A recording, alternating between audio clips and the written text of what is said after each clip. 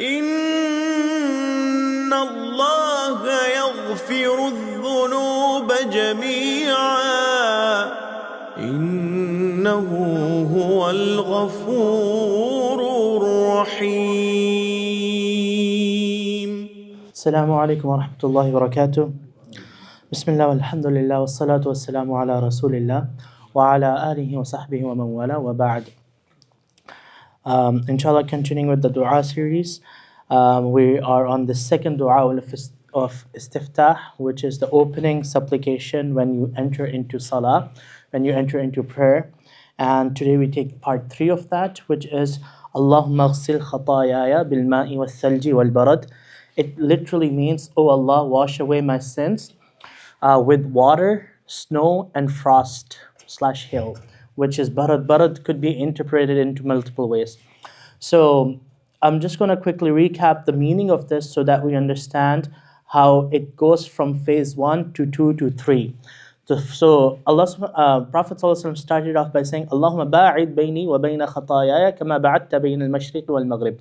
That, oh Allah, separate me and put this distance between me and my sins, like you have separated and put this distance between east and the west. Then, Allahumma naqqini min al-khataya kama yunaqqa al-thawb al-abyad min al-danas. Oh Allah, cleanse me of my sins the way a white garment is cleansed of stains. Then number 3, Allahumma ghsil. Oh Allah, wash away my sins with water, snow, and frost. Subhanallah, the usloob, the pattern which a lot of du'as follow is, it starts off and then slowly gets more intense. And this last part is a hyperbolized version of basically what Prophet ﷺ is asking, that let there be absolutely no effect remaining of my sins whatsoever as you begin your salah. Yesterday we mentioned that the tashbih, the similitude is given of a cloth to a person's nafs, right? Every sin that you incur has an effect on you, right? It has an effect on a Muslim's nafs. And truly, we are supposed to have these pure souls in front of Allah subhanahu wa ta'ala and stand in front of Allah with this purity. However, that purity is compromised when we commit sins. So now one of the ways to remove those sins is asking Allah subhanahu wa ta'ala for His help. Another beautiful thing that you find in these du'as is this, again, i'tiraf of them, which is the admittance of guilt in front of Allah and asking Allah subhanahu wa ta'ala that, oh Allah, I am truly guilty of all these things. Now, the word khataya, it's consistent of 3 components. One is dhanb, one is khati'ah, and one is ithm. There's a difference between khati'ah and ithm. Khati'ah is an honest mistake that sometimes can happen without intention too, right? So for example, it's possible, right? Someone starts their prayer and then realize, oh my God, I didn't have wudu, right? So that could have been an honest mistake. Whereas an ithm is something which is not unintentional, it's always on purpose, right? There is an intent behind it, right? You know something is not allowed to do, but due to whatever factors, you still go ahead and do this. Another example that we find is especially the attitude towards prayer, right? Prayer it's in its prescribed times. Some of us let prayers times just pass by and then say, okay, I will just make it up later, right? So that's intentional. So, and whereas both of them have consequences in terms of dhunub, right? They accumulate these sins. However, like this khataya, it's consistent of that, and you are asking Allah for a complete forgiveness on both intentional and unintentional sins.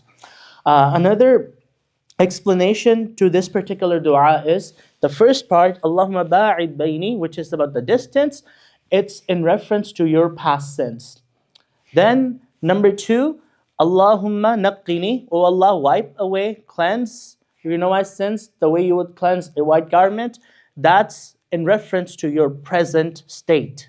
And then Allahumma ghsil, oh Allah, wash away, that is in reference to your future, right? So past, present, and future. And think about this. This is something which is done by the Prophet Muhammad sallallahu alaihi wasallam. And to him Allah is saying, لِيَغْفِرَ لَكَ اللَّهُ مَا تَقَدَّمَ مِن ذَنْبِكَ وَمَا تَأَخَّرَ. To you, all your past and present future sins have completely been forgiven. And yet, if he's showing that level of intensity in his supplications towards Allah subhanahu wa ta'ala, then where do you and I lie, right? Where do you and I fall? And then lastly, um, you know, another beautiful point related to this dua is there is something which is ma'nawi, which is the effect of sins, right? So that is something which is, we know it occurs, but it's not like something which is physically that we can see. But the tashbih, the similitude which it has been given is to things which are in real life, right? So for example, you have this nafs of yours, right? Can you see your nafs, the inner soul? No, no one can, right? But the way Prophet ﷺ is asking is to wash them with water, or to cleanse it with the way white garment is cleansed, right? That's something physical and in reality that we can see. And that's how Prophet ﷺ is comparing that inner purity towards that outer purity. Now, another thing, why Allah maghsil bil ma'i wal thalji wal barad, with water, snow and frost. What do sins lead to? Sins lead a person towards hellfire, right? And the cure towards fire is literally water. And then that intensity is shown from one to the third, to one to the second to the third. And one of the scholars, Imam Karimani, in his sharh of this dua, he mentions that sins are literally wood to fire, right? It literally engulfs fire, right? And that is within your own self, right? You are becoming that fuel that a fire needs to start. And then the only thing that can wipe away is forgiveness. And that is when Allah subhanahu wa ta'ala completely rinses you and washes you away with complete purity. And this is a beautiful dua.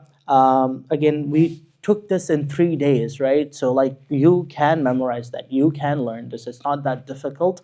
And then tomorrow we're going to take a totally different dua, and then inshallah that will be sufficient for the opening dua. So that means you have like 3 different variations that you can use, right? As I said, why are there multiple duas in one instant? Like, you know, that time between takbir and qira'ah, right? That's a short time, right? But you have multiple du'as that you can use in that, right? It's not just like one, so that you do not become robotic, right? You do not become robotic in your worship, right? Have that presence of mind in front of Allah subhanahu wa ta'ala. You're standing in front of the King of the Kings, and start off, you know, with takbiratul ihram and with these du'as, with one of these du'as, so that it brings the presence of mind and gets you directly connected with Allah subhanahu wa ta'ala, even before you begin with the recitation of Surah Al-Fatiha.